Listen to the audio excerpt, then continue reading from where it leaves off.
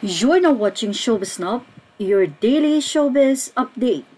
Matapos nga na isiwalat ng isang nagngangalang na Ibarra Lopez ang di umano ay mga naging babae ni Danielle or Kafling, while karelasyon pa rin itong si Catherine Bernardo na alam naman natin na 11 years ang itinagal ng kanilang relasyon na sabi nga ay ganun daw katagal na nagtiis itong si Catherine sa relasyon nila ni Danielle Padilla.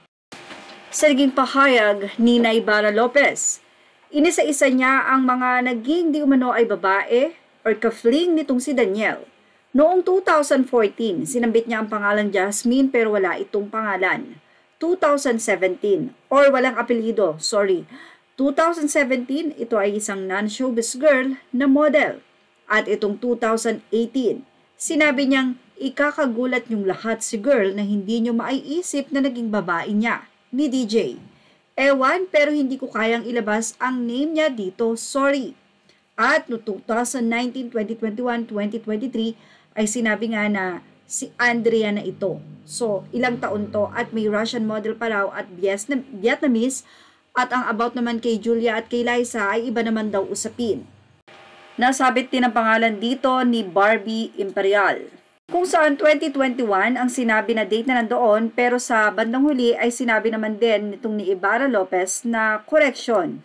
But kung matatandaan nyo, si Barbie Imperial ay spotted din sa naging isang event or celebration doon sa bahay nila Danielle Padilla pero sinasabi raw naman nila na talagang pupunta doon si Barbie dahil kaibigan ito ng kapatid ni Danielle. But anyway, totoo nga kaya na isa si Barbie sa talagang nakafling nitong si Danielle?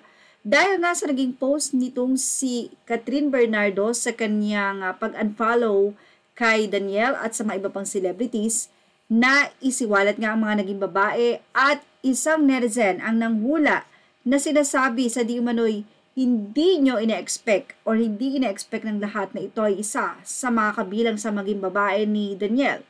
Totoo ka kaya ang hula ng netizen na ito? Walang iba kundi si Kay Abad. Well, sa ngayon for sure ang mga naging babae ni Danielle ay kinakabahan na rin na baka isa sila sa maisiwalat kung sino nga ba ang mga ito.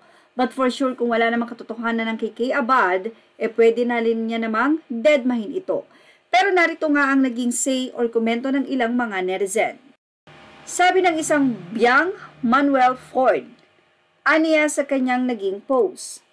Naiintindihan ko na ba't di masabi ni Ate Manal si Girl 2018 sobra kahit ako hindi ako makapaniwala na kaya niyang pumatol ni DJ. Knowing may Katrina, sobrang sakit na nito, fam. Kahit ako hindi makapaniwala, sobrang decente niya sa paningin ko. I'm not a fan of her pero bilib na bilib ako sa katalinuhan at words of wisdom niya.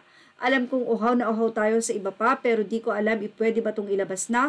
Basta isa lang ang masasabi ko, maghanda lang kayo, fasten your seatbelt guys. Narito pa ang naging reaksyon ng ilang netizen. Anila, ba't yung mga involved tahimik lang? Hindi ba wala kang kinalaman or kasalanan, ipaglalaban mo yung karapatan mo kasi nga, wala na sa tama. Pero bakit hanggang ngayon, nakakatahimik pa rin? Let me remind na silence means yes. May mga iba namang ipinagtanggol si DJ at anila hindi sa di makamove on ang kampo ni Kat, ngunit yan ang totoo kayo ang hindi makatanggap na ang DJ babaero. Tama na ang martyr ni Kat.